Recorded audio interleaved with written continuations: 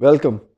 आज हम media fill की बैच साइज के बारे में और मीडिया फिल के एक्सेप्टेंस क्राइटेरिया के बारे में बात करेंगे। तो तीन चीज़ों पे ध्यान देंगे कि बैच साइज मीडिया फिल की क्या होनी चाहिए, कौन से कंटेनर हमको इंक्यूबेट करने हैं, कौन से नहीं करने हैं, और एक्सेप्टेंस क्राइटेरिया क्या होना चाहिए। तो ये तीन चीज़ों के बारे में बात करेंगे और उसके लिए दो गाइडेंस का रेफरेंस लेंगे। पहली है USFDA गाइडेंस फॉर इंडस्ट्री सितंबर 2004 और दूसरी है EU Annex 1 की जो अगस्त 2022 में हाल ही में रिवाइज हुई है। तो सबसे पहले बात करते हैं कि USFDA गाइडेंस फॉर इंडस्ट्री सितंबर 2004 क्या सजेस्ट करता है। तो पहले तो मीडिया फिल से पहले वो गाइडेंस ये बोलता है कि अगर कोई कंपनी स्टेराइल प्रोडक्ट्स बना रही है, स्टेराइल इंजेक्टेबल बना रही है कि जो पेशेंट यूज़ के लिए है, तो उसका स्टेरिलिटी एश्योरेंस है कि नहीं है वो इंश्योर करने की जिम्मेदारी वो कंपनी की है। जो भी सिस्टम्स है, फैसिलिटीज़ है, शुड बी कैपेबल कि जो भी इंजेक्शंस वहाँ पे बन रहे हैं उसमें माइक्रोबियल कंटामिनेशन ना हो। जो भी वो प्रोडक्ट्स आप शिप कर रहे हो, कंपनी से बाहर जा रहे हैं, उसमें माइक्रोबियल कंटामिनेशन नहीं होना चाहिए। वो कंपनी की जिम्मेदारी और गाइडेंस क्लियरली ये स्पेसिफाई करता है। अब बात करते हैं कि बैच साइज और एक्सेप्टेंस क्राइटेरिया। तो अगर आपका बैच साइज, मीडिया फिल का बैच साइज 5000 यूनिट से कम है और उसमें अगर एक कंटामिनेटेड यूनिट मिलता है, तो मीडिया को जो कंटामिनेशन मिला है उसका इन्वेस्टिगेशन करना है और मीडिया फिल को रिपीट करना है। फिर से बताता हूँ, अगर 5000 से कम बैच साइज है, एक कंटामिनेटेड यूनिट मिला, तो आपको इन्वेस्टिगेशन करना है, रूट कॉज ढूंढना है और मीडिया फिल को रिपीट करना है, वापस से लेना है, रीवैलिडेशन करना है। अगर बैच साइज, मीडिया फिल की बैच साइज 5000 से 10,000 के बीच में है, अगर आपको एक कंटामिनेटेड यूनिट मिलता है, तो आपको इन्वेस्टिगेशन करना है और based on the outcome of investigation आपको कंसिडर करना है कि repetition of media fill repeat करना है नहीं करना है। That will be based on the outcome. आपका मीडिया फिल का रूट कॉज क्या मिलता है, उसके बेसिस का आपको डिसीजन लेना है कि आपको मीडिया फिल रिपीट करना है या नहीं करना है। कब?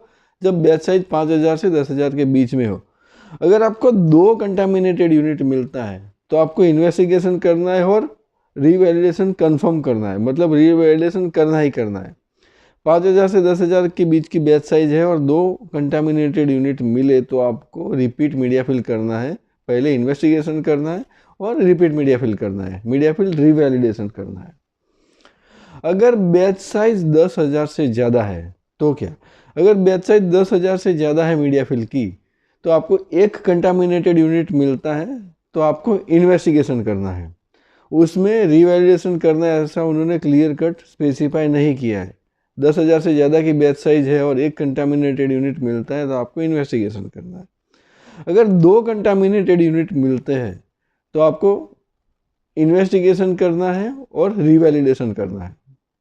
फिर से बताता हूँ, एक कंटामिनेटेड यूनिट है तो इन्वेस्टिगेशन करना है, दो कंटामिनेटेड यूनिट मिलते हैं तो आपको इन्वेस्टिगेशन करना है और रीवैलिडेशन करना है। तो यह है गाइडेंस फॉर इंडस्ट्री सितंबर 2004। अब कौन से कंटेनर इंक्यूबेट करने चाहिए? मीडिया फिल हमने लिया, तो कौन से कंटेनर को हमको इंक्यूबेट करना है? तो जो भी कंटेनर इंटीग्रल है, कि जिसका कंटेनर क्लोजर इंटीग्रिटी ब्रीच नहीं हुआ है, अगर वो उसमें कॉस्मेटिक डिफेक्ट है भी, तो भी आपको उसको इंक्यूबेट करना है। Only non integral containers, non integral मतलब जिसमें आपको कंफर्म पता है कि इसमें बाहर का कंटामिनेशन अंदर जा सकता है, जैसे क्रैक हो गया, सील बराबर नहीं है, स्टॉपर नहीं है, या उसमें कहीं पे फ्रैक्चर है वायल के अंदर, क्या वायल में क्रैक है, या वो स्टॉपर ऐसे लगा हुआ है या सील ऐसे लगा हुआ है कि जिसकी वजह से बाहर की एयर अंदर जा सकती है, तो आपको वो कंटेनर को नॉन इंटीग्रल मान के इंक्यूबेट नहीं करना है। उसके अलावा जो भी कंटेनर्स है, वॉल्यूम वेरिएशन होगा, कुछ कॉस्मेटिक डिफेक्ट होगा, सभी कंटेनर आपको इंक्यूबेट करने हैं। तो ये हो गया इंक्यूबेशन का पार्ट। अब बात करते हैं कि बैच साइज क्या होनी चाहिए, मीडिया फिल की बैच साइज।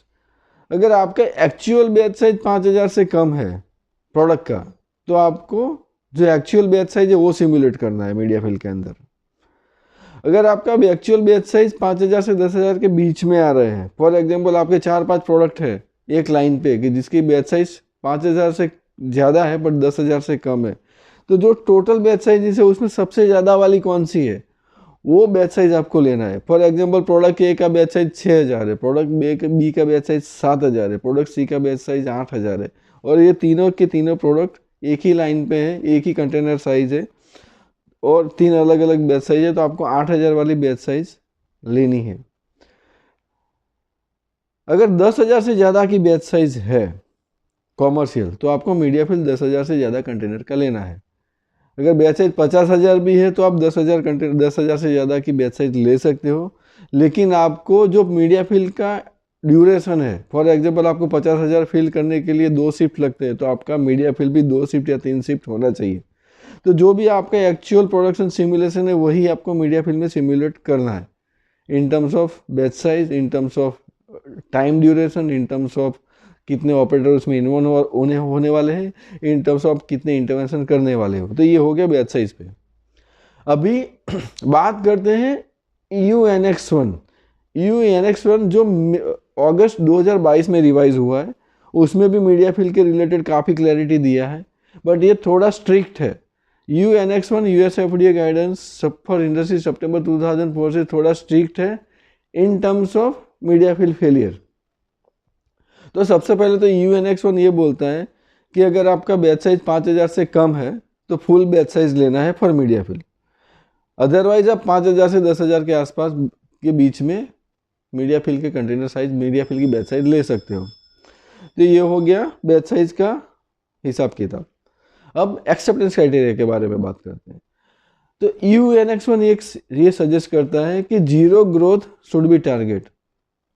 UNX1 एक भी कंटामिनेटेड यूनिट अलाउ नहीं कर रहा है, इनरिस्पेक्टिव ऑफ बैच साइज। आपका बैच साइज कितना भी हो, zero contamination is the target. अगर आपका एक भी ग्रोथ आया, कोई भी बैच साइज अगर आपका एक भी ग्रोथ आया, तो आपको उसको इन्वेस्टिगेट करना है।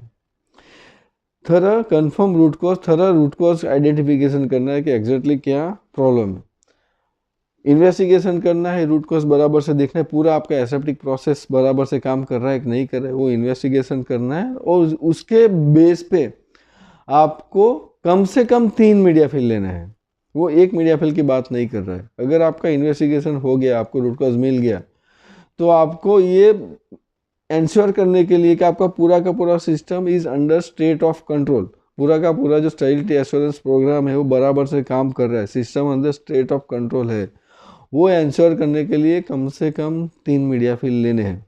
ये गाइडेंस इफेक्टिव होने वाली है अगस्त 2023 से।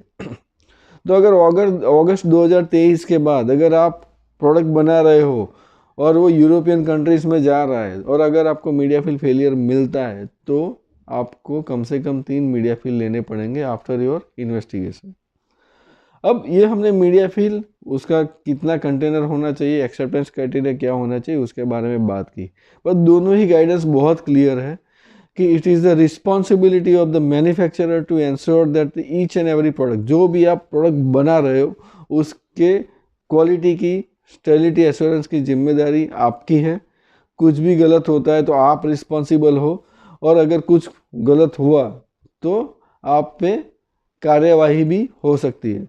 तो ये देयर आर, उसके लिए पूरे कायदा कानून उसमें डिफाइंड है कि ये लॉज है, ये क्लॉज है, उसके हिसाब से आप जो food drugs and cosmetic act बोलते हैं, जिसको food drug and cosmetic act, उसके हिसाब से आपको एनफोर्स कर सकते हैं, आप पे कानूनी कार्यवाही हो सकती है। तो ये बहुत जान लेना चाहिए अच्छी तरीके से कि स्टेराइल मैन्युफैक्चरिंग में मीडिया फिल बहुत इंपॉर्टेंट है, उसको थरली स्टेबिलिटी एश्योरेंस प्रोग्राम हमारा होना चाहिए।